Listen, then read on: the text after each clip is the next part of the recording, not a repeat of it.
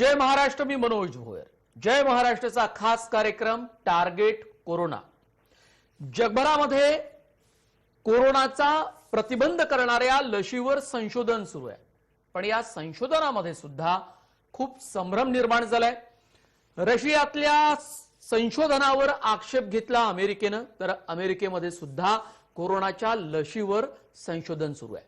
भारतात रशियाची लस लवकरच उपलब्ध होऊ शकेल असंही सांगितलं जातं। तर दुसरीकडे आणखी एका कोरोनाची निर्मिती झाली आहे। डुकरापासनं एक वेगळा कोरोना निर्माण झालाय असंही सांगितलं गेलं।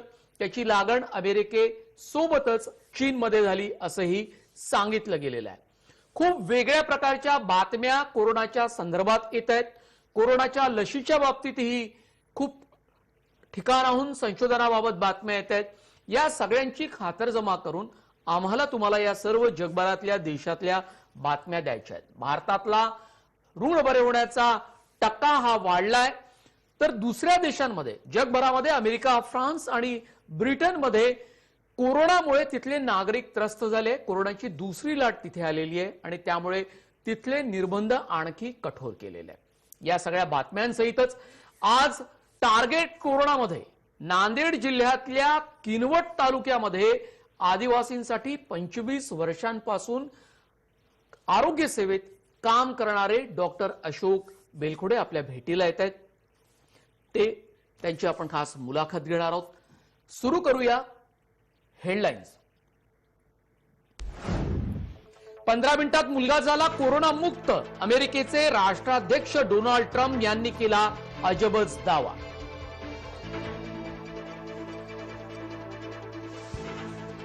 राजकारण्यांमध्ये कोरोना प्रसार सुरूच। खासदार सुनील तटकरे आणि केंद्रीय मंत्री रामदास आठवले कोरोना बाधित नेते खासगी रुग्णालयात दाखल। एमआयएमचे खासदार मौलाना मुफ्ती इस्माईलवर गुन्हा दाखल। मालेगावात कार्यक्रमासाठी केली मोठी गर्दी, नियमाचं केलं उल्लंघन।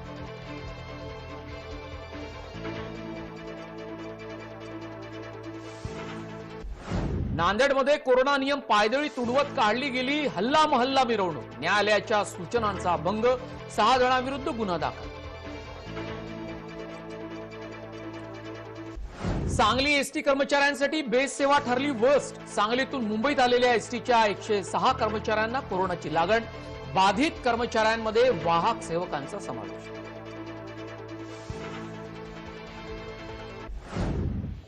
टार्गेट कोरोनामध्ये किनवटहून कोविड योद्धा डॉक्टर अशोक बेलखोडे किनवटच्या साने गुरुजी रुग्णालयाच्या माध्यमातून काम। आदिवासी भागात 25 वर्षे अविरत आरोग्य सेवा। साने गुरुजी रुग्णालय ठरले आदिवासींसाठी वरदान।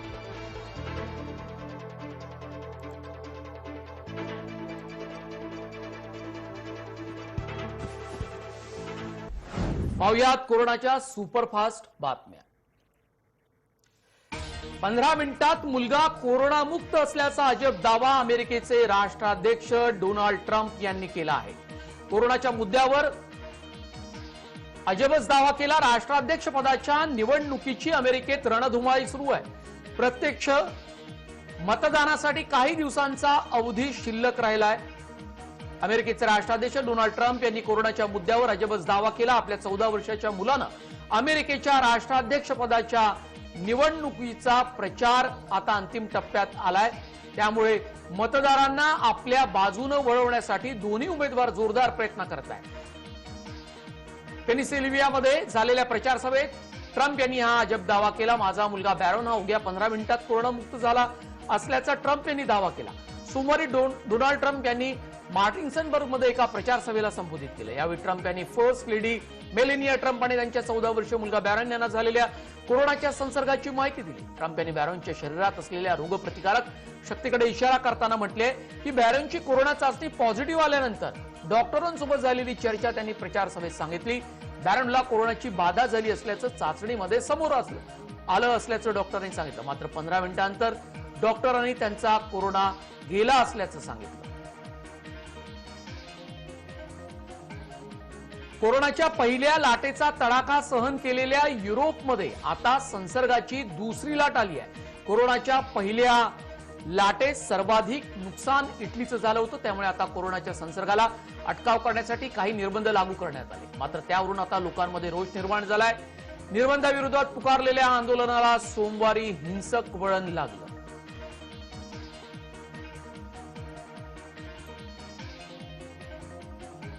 कोरोनाचं उगमस्थान असलेल्या चीनमध्ये पुन्हा कोरोना पसरायला सुरुवात झाली आहे. चीनच्या पश्चिमेकडील शिनजियांग जवळील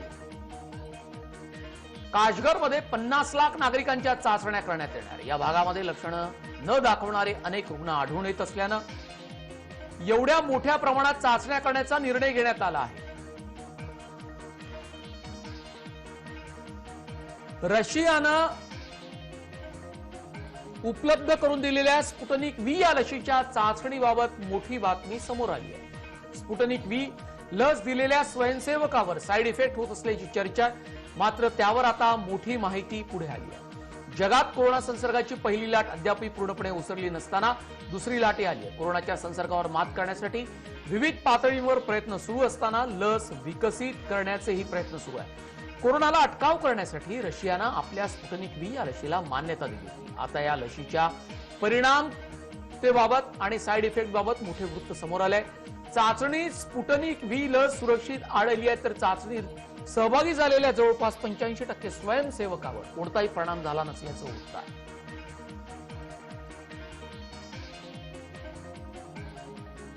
स्वदेशी लस निर्मितीबाबत भारत बायोटेक कडून प्रयत्न करण्यात येत आहे. जून 2021 पर्यंत कोवॅक्सिन या स्वदेशी लशीच्या मंजुरीसाठी भारत बायोटेक आता अर्ज करणार आहे. देशात कोवॅक्सिन या लशीची चाचणी सुरू असून या चाचणीद्वारे डेटा गोळा करण्यासाठी कमीत कमी 6 महिन्यांचा कालावधी लागेल असा अंदाज भारत बायोटेकनं व्यक्त केला आहे. कोवॅक्सिन या देशी लशीच्या आतापर्यंत 1 ते 2 टप्प्यामध्ये चाचण्यांपूर्वी या लशीचा लवकरच 3ऱ्या टप्प्यातील चाचणी सुरू होणार आहे. 26,000हून अधिक स्वयंसेवकावर या लशीच्या 3ऱ्या टप्प्यातील चाचणी करण्यात येणार आहे. भारत बायोटेक या कंपनीनं कोवॅक्सिनच्या निर्मितीसाठी आतापर्यंत 400 कोटी रुपयांची गुंतवणूक केली आहे. भारतात कोरोनाबाधितांची संख्या वाढत असल्यामुळे चिंता व्यक्त केली जात असताना एक दिलासादायक बातमी समोर आली आहे. कोरोनाच्या संसर्गाला अटकाव करण्यासाठी रशियानं विकसित केलेली स्पुटनिक व्ही ही लस भारतात दाखल होणार आहे. भारतात या लशीची चाचणी करण्यास परवानगी मिळाली आहे. रशियन डायरेक्ट इन्व्हेस्ट फंड आणि डॉक्टर रेड्डी लॅबोरेटरीजनं चाचणी करण्यास परवानगी मागितली होती. रशियानं स्पुटनिक व्ही ही कोरोनावर लस विकसित केली आहे. ऑगस्ट महिन्यातच या लशीच्या वापराला राष्ट्रपती पुतीन यांनी मंजुरी दिली. मात्र पाश्चिमात्य देशांनी घेतलेल्या आक्षेपानंतर रशियानं मोठ्या प्रमाणात चाचणी करण्याची तयारी दर्शवली. भारतातही चाचणी डॉक्टर रेड्डी लॅबोरेटरीकडून पार पडणार आहे. ही लस चाचणी मागील महिन्यात सुरू होणार होती. मात्र रशियात लशीच्या पहिल्या आणि दुसऱ्या टप्प्यातील चाचणीत सहभागी असलेल्यांची संख्या खूपच कमी होती. याच मुद्द्याच्या आधारे प्राधिकरणानं भारतात लस घेण्यास नकार दिला होता. संपूर्ण देश कोरोनाच्या थैमानापासून मुक्त झाले नसताना आता आणखी एक नवीन कोरोना विषाणू फैलावण्याचा धोका निर्माण झालाय. संपूर्ण जगभरात कोरोनाच्या संसर्गानं थैमान घातलाय. मागील 10 महिन्यांपासून संपूर्ण जग हतबल झालाय. त्यातच आता ब्रिटन, फ्रान्स सारख्या युरोपियन देशांमध्ये कोरोनाची दुसरी लाट आली आहे. कोरोनाच्या एकाच स्ट्रेन पासून जगाची सुटका होत नसताना आता आणखी एका कोरोनाचा संसर्ग फैलावण्याचा धोका निर्माण झालाय. डुकरांमध्ये फैलावणाऱ्या कोरोना विषाणू फैलावण्याची भीती शास्त्रज्ञांनी व्यक्त केली आहे. या कोरोनाची बाधा डुकरांपासून माणसांनाही होत असल्यामुळे अधिक धोका निर्माण झालाय. संशोधनानुसार कोरोना विषाणूच्या या स्ट्रेनला swine acute diarrhoea syndrome corona SDOCO म्हणून ओळखलं जातं. हा कोरोनाचा विषाणू वटवाघळांमधून आला आणि त्याची माहिती 2016 मध्ये समोर आली होती. चीनमधील अनेक डुकरांना याची बाधा झाली होती. केंद्र सरकारद्वारे स्वीकृत आंतरराष्ट्रीय प्रवास वगळता उर्वरित बाबींवर प्रतिबंध, शाळा आणि कोचिंग संस्था सुरू करण्याबाबत निर्णय घेण्याचे अधिकार राज्य आणि केंद्रशासित प्रदेशांना दिले गेले. कोणत्याही प्रकारच्या विशेष अनुमती, अनुमोदनाची किंवा ई परमिटची आता आवश्यकता उरली नाही, असे केंद्र सरकारने सांगितलं. कंटेनमेंट झोनमध्ये 30 नोव्हेंबरपर्यंत कडकपणे लॉकडाऊन पालन केलं जाईल. कोरोनामुळे होणाऱ्या नव्या मृत्यूच्या संख्येत सतत घट होत आहे असं गेल्या 5 आठवड्यांपासून स्पष्ट होत आहे असं केंद्रीय आरोग्य मंत्रालयाचे सचिव राजेश भूषण यांनी सांगितलं। देशात आता रुग्ण बरे होण्याचा दर 90.62% पोहोचलाय अशी माहिती त्यांनी दिली। हा दर सतत वाढत असून हा चांगला संकेत असल्याचं म्हटलं। भारतात अनेक राज्यांमध्ये सणासुदीच्या काळात कोरोनाचा संसर्ग होण्याचा धोका वेगाने वाढतोय। केरळ, पश्चिम बंगाल, महाराष्ट्र, कर्नाटक आणि दिल्लीमध्ये सणांमुळे कोरोना संसर्गाचं प्रमाण वाढलंय। मात्र दिलासादायक बाब म्हणजे गेल्या 5 आठवड्यात कोरोना रुग्णांच्या मृत्यूचं प्रमाण कमी झालंय असं केंद्रीय आरोग्य मंत्रालयानं सांगितलंय। मंगळवारी त्यांनी पत्रकार परिषदेत ही माहिती दिली।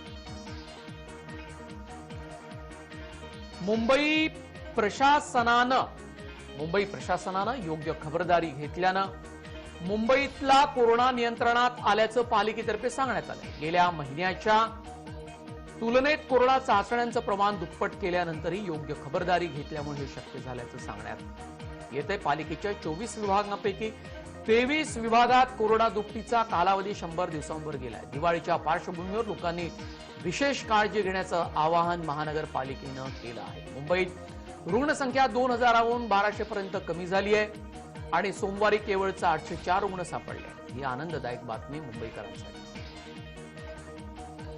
राजकारण्यांमध्ये कोरोना प्रसार सुरूच आहे। खासदार सुनील तटकरे आणि केंद्रीय मंत्री रामदास आठवले कोरोनाबाधित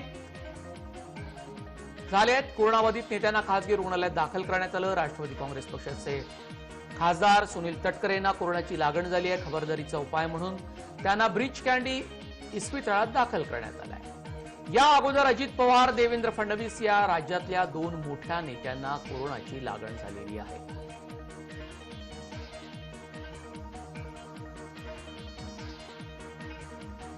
केंद्रीय राज्यमंत्री रामदास आठवले यांना कोरोनाची लागण झाली आहे। सध्या त्यांना कोरोनाची कोणतीही लक्षणं नाही। खबरदारीचा उपाय म्हणून 4 दिवस खासगी रुग्णालयात दाखल होण्याचा निर्णय त्यांनी घेतला। सतत त्यांच्या संपर्कात आलेल्यांनाही कोरोनाची चाचणी करून घेण्याचं आवाहन रामदास आठवले यांनी केलेलं आहे।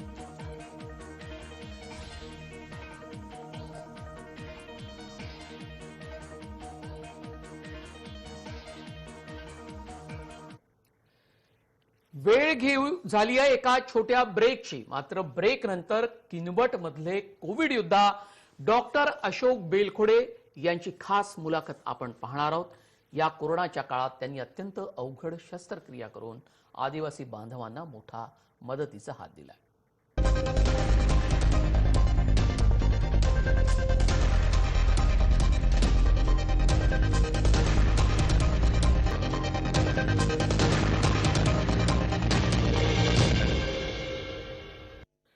जय महाराष्ट्राच्या टार्गेट कोरोना या विशेष कार्यक्रमामध्ये नांदेड जिल्ह्यातील किनवट मधले डॉक्टर अशोक बेलखोडे चर्चेला आहेत, सोबतीला आहेत आपल्या। आपण जोडून घेतलंय त्यांना या खास कार्यक्रमामध्ये। खूप स्वागत आहे डॉक्टर साहेब। मुळात महाराष्ट्रामध्ये वेगवेगळ्या सामाजिक संस्थांचं खूप मोठं काम या कोरोना काळात, अर्थात अशोक बेलखोडे यांचं साने गुरुजी रुग्णालय आहे किनवटमध्ये। गेल्या 25 वर्षांपासून सातत्यानं अविरत आरोग्य सेवा देण्याचं काम करताय आदिवासी भागामध्ये। दुसरा महत्त्वाचा मुद्दा असा आहे की साधनांचा अभाव असताना सुद्धा डॉक्टर अशोक बेलखोडे यांनी आपलं काम सुरूच ठेवलं। या कोरोनाच्या काळामध्ये आदिवासींसाठी हे रुग्णालय, त्यांची सगळी टीम हे सातत्यानं काम करते, वरदान ठरलंय आदिवासींसाठी। इतर वेळेला त्यांचं काम सुरूच असतं। 25 वर्षे त्यांच्या संस्थेला झालेले आहेत। या कोरोनाच्या काळात डॉक्टर साहेब मला सांगा की आदिवासींचे खूप वेगळे प्रश्न पाहायला मिळाले। इतर वेळेला ते असतातच, पण या सगळ्या 6 ते 7 महिन्यांमध्ये आरोग्याचे प्रश्न, पोटापाण्याचे प्रश्न, रोजगाराचे प्रश्न हे खूप मोठ्या प्रमाणात होते।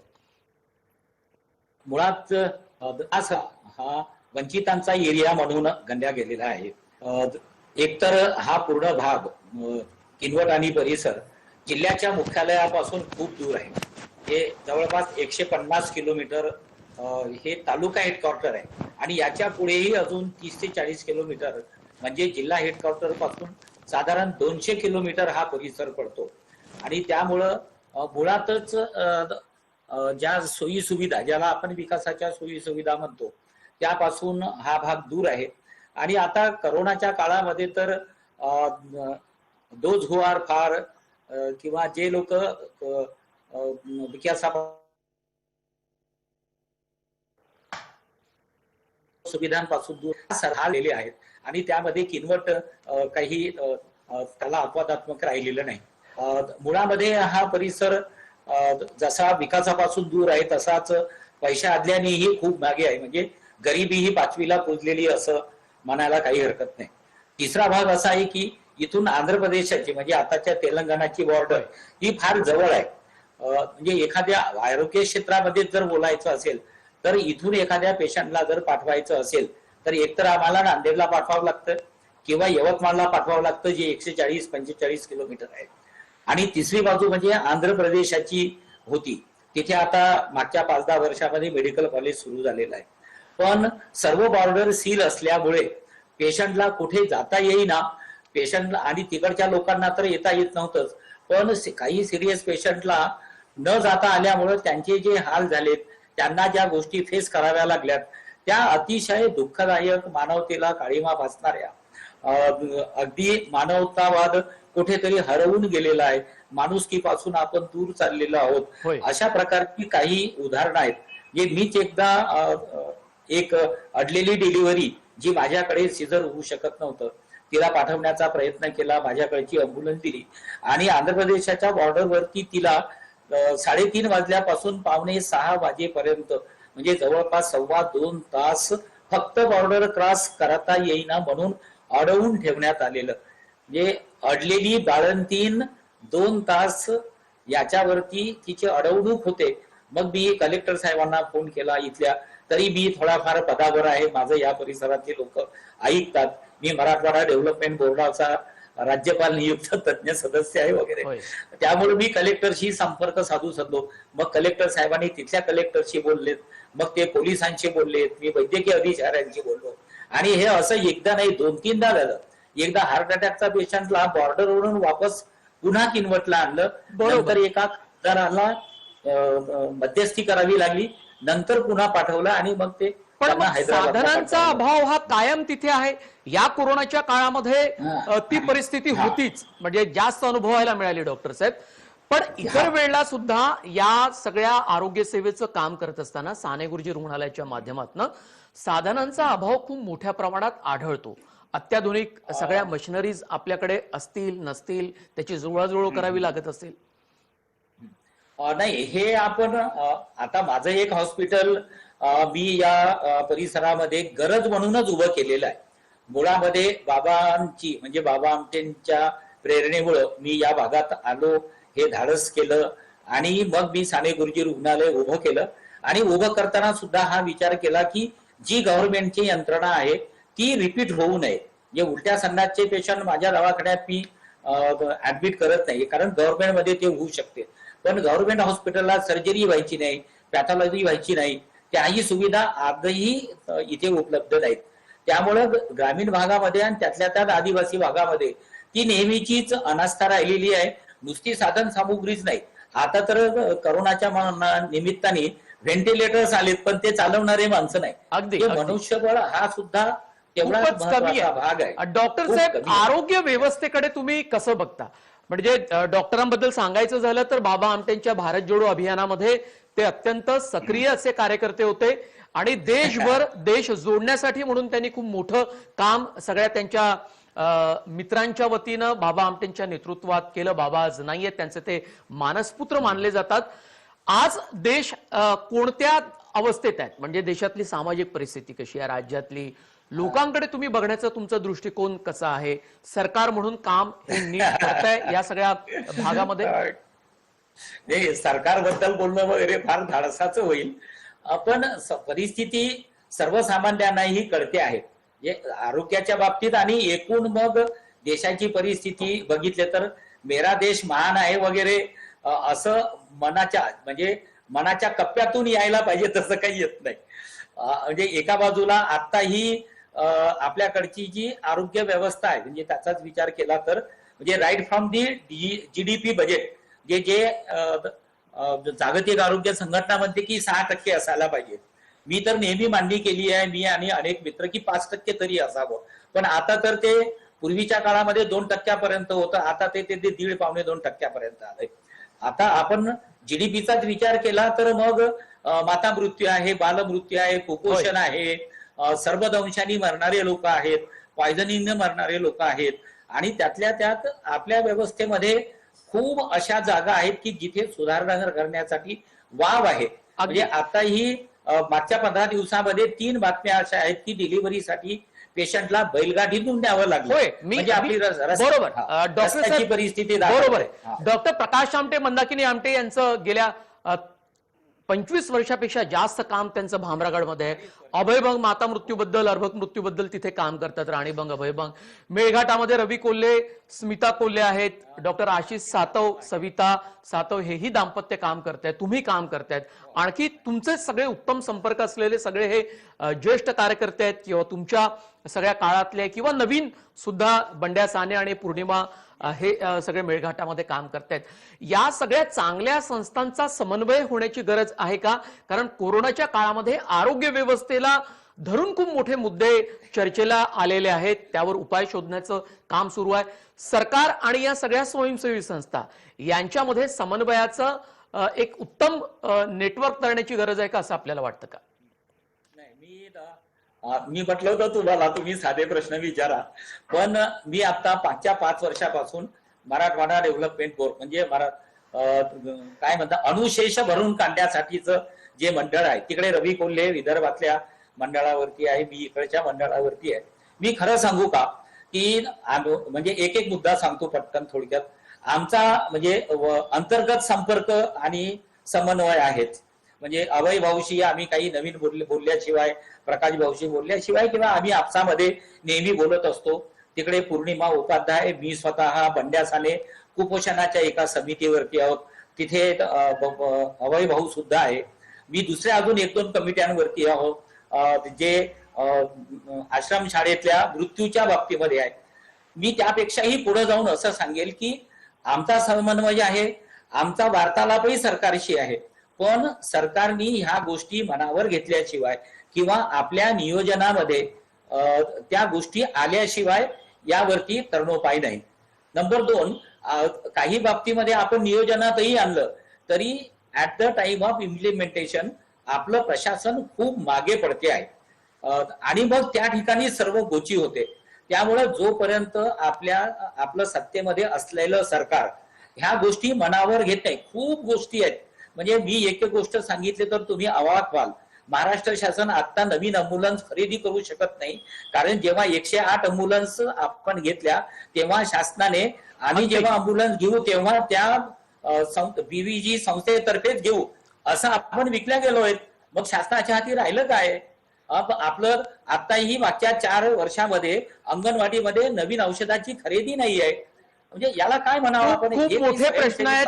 डॉक्टर अशोक बेलखोडे, आपण सहभागी झाला जय महाराष्ट्राच्या टार्गेट कोरोना या विशेष कार्यक्रमात. खूप बोलण्यासारखं आहे, विषय खूप आहे, काम तुमचं 25 वर्षाचं आहे. इतक्या कमी वेळेत आपल्याला चर्चा करता येणार नाही, बोलता येणार नाही, पण वेळ संपलेला आहे. थांबतोय मी इथे. पण तुमच्या अनुभवासहित आणि अत्यंत अवघड शस्त्रक्रिया या कोरोनाच्या काळामध्ये तुम्ही आदिवासी लोकांवर केलेल्या आहेत. खूप मदत झाली तुमच्या या सगळ्या रुग्णालयाची, इतर वेळेला ती होतेच, पण या सगळ्या संकटाच्या काळात खूप मोठं काम साने गुरुजी रुग्णालयानं केलं आहे. तुमच्या नेतृत्वात सातत्यानं काम सुरू आहे. तुमचे आणि तुमच्या टीमचेही धन्यवाद. तुमच्या अनुभवासहित या कोरोनाला टार्गेट करण्यामध्ये आपण यशस्वी होतोय. पुन्हा आपल्याला यावर मजबूतीनं, हिमतीनं मात करायची आहे. खूप धन्यवाद. जय महाराष्ट्राच्या टार्गेट कोरोना या विशेष कार्यक्रमामध्ये आज आम्ही इथेच थांबतोय. पुन्हा आपण भेटणार आहोत एका नवीन कोविड योद्ध्यासह, त्याच्या कामासह. त्याच्या कामातनं प्रेरणा घेऊन हिमतीनं आपण कोरोनावर मात करणार आहोत.